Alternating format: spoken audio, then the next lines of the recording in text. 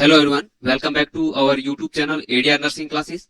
आज अपन कार्डियोलॉजी का सबसे बेस्ट टॉपिक है उसको कवर करने जा रहे हैं। पिछली क्लासों में अपन ने हार्ट की एनाटॉमी देखी, बाद में अपन ने ईसीजी को देखा। आज ईसीजी में जो स्मॉल और लार्ज बॉक्स होते हैं उनके द्वारा हार्ट रेट कैसे कैलकुलेशन करते हैं उसका अपन पूरा सारांश देखेंगे। तो चलो बिना किसी देरी को इस टॉपिक को स्टार्ट करते हैं। यदि आप इस वीडियो पे पहली बार आए हो और इस YouTube चैनल पर पहली बार विजिट कर रहे हो तो एडीआर नर्सिंग क्लासेस को सपोर्ट जरूर कीजिएगा। और चलो बिना किसी देरी के अपन इस टॉपिक को स्टार्ट करते हैं। सबसे पहले देखते हैं अपन जो ईसीजी पेपर में जो ग्रिड होती है उसकी स्ट्रक्चर।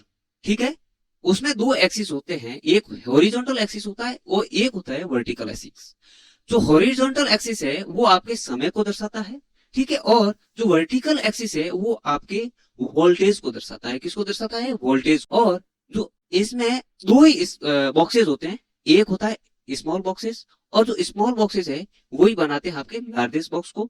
जो स्मॉल बॉक्स है वो होता है 1 mm में और वो एक जो छोटा बॉक्स है वो आपके 0.04 सेकंड के बराबर समय को प्रतिद्वंदित करता है, समय को दर्शाता है। और वही जो लार्जेस्ट बॉक्स है वो 5 छोटे बॉक्स से मिलकर बना होता है और वो आपके समय को दर्शाता है 0.20 सेकंड को। ठीक है, अब नेक्स्ट देखते हैं ईसीजी ग्रिड और बॉक्सेस की गिनती। इसमें ये पैरामीटर आपको याद रखने हैं। जो एक स्मॉल बॉक्स है वो आपके 0.04 सेकंड को दर्शाता है और जो लार्ज बॉक्स है वो आपके 0.20 सेकंड को दर्शाता है और जो 5 लार्ज बॉक्स है वो आपके 1 सेकंड को दर्शाते हैं। ठीक है, और इसी दो टाइप यदि 1500 स्मॉल बॉक्सेस हो गए तो आप 1 मिनट को दर्शाते हैं। ठीक है, अब देखते हैं जो स्मॉल बॉक्स है इसकी जो वर्टिकल है वो 1 mm है और जो हॉरिजॉन्टल है वो 0.04 सेकंड है। और जो स्मॉल बॉक्स है इसमें क्या है, जो वोल्टेज है वर्टिकल वोल्टेज को दर्शाता है, तो वोल्टेज कितना होगा 0.1 मिली वोल्टेज। ठीक है, और वैसे ही ये 5 बॉक्सेस हो गए।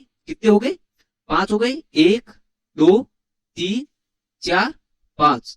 इन 5 से मिलके क्या बना? एक लार्ज बॉक्स बना। ठीक है, क्या बना? एक लार्ज बॉक्स बन गया। लार्ज बॉक्स हमेशा जिसमें समय है वो कितना दर्शाता है? 0.20 सेकेंड और वोल्टेज है उसको कितना दर्शाता है? 0.5 मिली वोल्टेज को दर्शाता है। अब नेक्स्ट देखते हैं, जो आप ईसीजी निकाल रहे हो उस दौरान आप हमेशा ध्यान रखें कि जो पेपर की स्पीड है वो 25 mm पर सेकेंड होनी चाहिए। मतलब है कि आप पेपर स्पीड है वो हमेशा ध्यान रखोगे। पेपर स्पीड दुनिया भर में आपके ईसीजी जो है स्टैंडर्ड पैमाना यही है कि 25 mm पर सेकेंड की गति पर चलनी चाहिए। और इसी स्पीड में 1 सेकेंड में 5 बड़े बॉक्सेस तय करता है। और किसी भी कैलकुलेशन से पहले आप इस स्पीड को पुष्टि जरूर करोगे, नहीं तो क्या है आपका सारा कैलकुलेशन क्या है? गड़बड़ हो जाएगा। ठीक है, नहीं तो सारा कैलकुलेशन क्या है? गड़बड़ हो जाएगा। चलो नेक्स्ट बात करते हैं कैलकुलेशन की। जो स्मॉल बॉक्स और लार्ज बॉक्स है उसके द्वारा अपन कैसे कैलकुलेट करते हैं हार्ट रेट को। इसमें 3 मेथड है। सबसे पहला मेथड है 300 मेथड। 300 मेथड क्या बोलता है? इसमें आर और आर वेव के बीच में आपको लार्ज बॉक्स को कैलकुलेशन करना है। जैसे ये आर वेव हो गई, ठीक है, ये आर वेव हो गई, इनके बीच में आपको लार्ज बॉक्स कैलकुलेशन करना है। ठीक है, कौन से लार्ज बॉक्स कैलकुलेशन करना है?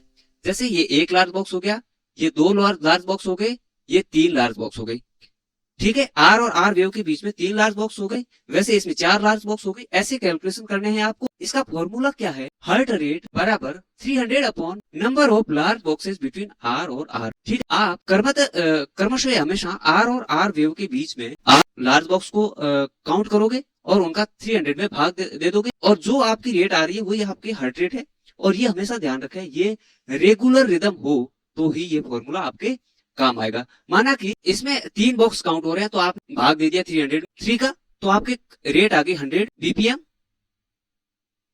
ठीक है, और वैसे ही ये 4 लार्ज बॉक्स है, 1 2 3 4, ये वापस आर वेव आ गई, इसमें 4 हो रहे हैं तो 4 का भाग दे दिया, आपके रेट कितनी आ गई? 75। ठीक है, वैसे ही 300 है, इसमें 5 लार्ज बॉक्स है, 1 2 3 4 5 हो गए। ठीक है, तो आपके हार्ट रेट आ गई 60। ऐसे ही आपके ये रेगुलर रिदम के लिए 300 मेथड काम लोगे। जो 300 का क्यूक रेफरेंस टेबल देख लेते हैं। लार्ज बॉक्सेस, यदि 1 लार्ज बॉक्स काउंट हो रहा है आर आर वेव के बीच में, आर आर इंटरवल के बीच में, उसमें 300 आपकी पल्स आ जाएगी, तो ये हो जाएगा एक्सट्रीम टैकिकार्डिया। और 2 बॉक्स काउंट हो रहे हैं तो 1 आ गए, 150 आ गई आपकी हार्ट रेट, तो ये आ जाएगा टैकीकार्डिया। यदि 3 बॉक्स काउंट हो रहे हैं तो आपकी 100 आ गई हार्ट रेट, तो ये हो गई बॉर्डर लाइन हाई।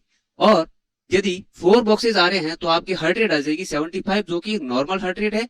और 5 बॉक्सेस काउंट हो रहे हैं और 60 आपके आगे हार्ट रेट, तो ये नॉर्मल लो हो जाएगी। और 6 बॉक्स काउंट हो रहे हैं और उसमें आपने 300 में भाग दिया तो आपका आ गया 50 हार्ट रेट, तो ये हो जाएगा ब्रेडीकार्डिया। अब देखते हैं वो 1500 का मेथड। द 1500 मेथड क्या बोलता है, ये आपका प्रिस्क्राइब एनालिसिस है उसमें यूज लेते हैं, सटीक गणना के लिए यूज लेते हैं। ये फॉर्मूला क्या बोलता है, हार्ट रेट बराबर 1500 upon number of small boxes between R और आर इंटरवल। आर और आर इंटरवल के बीच में जितने स्मॉल बॉक्स काउंट हो रहे हैं उनका भाग देना है आपका 1500 में। तो देखते हैं, यदि 15 स्मॉल बॉक्स है, ठीक है, आपको 1500 में भाग देना है।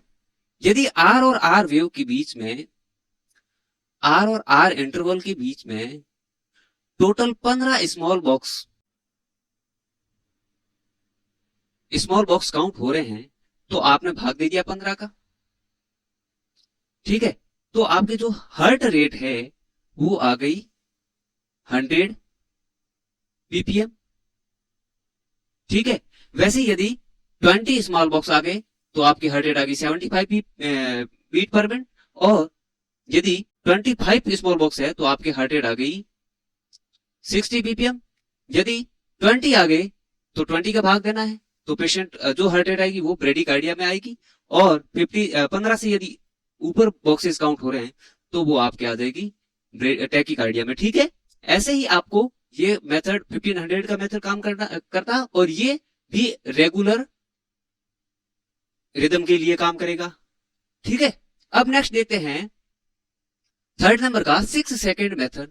ये हमेशा ध्यान रखें, इरेगुलर रिदम के लिए काम आएगा। किस रिदम के लिए? इरेगुलर रिदम के लिए काम आएगा। इसमें 3 स्टेप फॉलो करने हैं। स्टेप फर्स्ट क्या बोल रहा है, इसमें आपको टोटल ईसीजी में 30 लार्ज बॉक्स को काउंट करना है।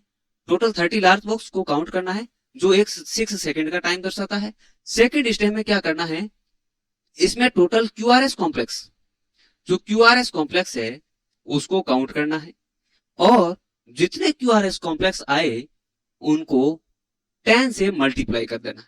यदि आपने 30 बॉक्स काउंट किए, 30 बॉक्स काउंट किए लार्ज बॉक्स, ठीक है, लार्ज बॉक्स काउंट किए, और इसमें यदि क्यूआरएस कॉम्प्लेक्स है वो आपके 10 आ गई, ठीक है, तो आपको 10 से मल्टीप्लाई करना है 10 को, आपकी हार्ट रेट आ जाएगी 100 बीपीएम, बीट पर मिनट। ऐसे कैलकुलेशन करना है, ठीक है। देखते हैं इसकी क्लिनिकल समरी। जो इरेगुलर रिदम है इसमें हमेशा आपको 300 एंड 1500 विधि उपयोग करनी है।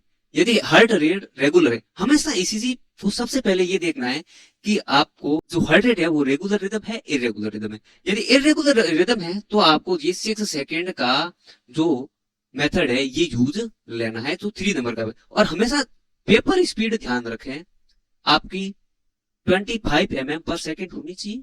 यदि ये आपकी स्पीड गलत होगी तो ये सारे फॉर्मूले आपके किसी काम के नहीं रहेंगे।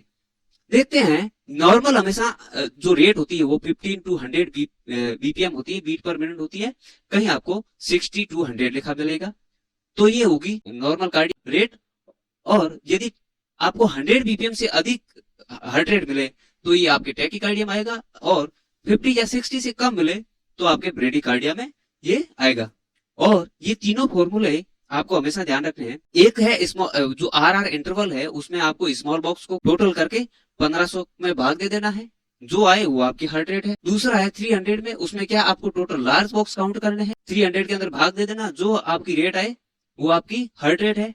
और ये दोनों हैं जो आपके फॉर्मूले रेगुलर रिदम के लिए काम कर रहे हैं, ठीक है। और जो ये लास्ट का है, जो आप 6 सेकंड वाला मेथड है, इसमें क्या करोगे, आप टोटल काउंट करोगे 30 बॉक्स, और 30 बॉक्स के अंदर क्यूआरएस कॉम्प्लेक्स कितने आ रहे हैं उसको 10 से मल्टीप्लाई कर देना, जो रेट आए वो आपके हार्ट रेट है।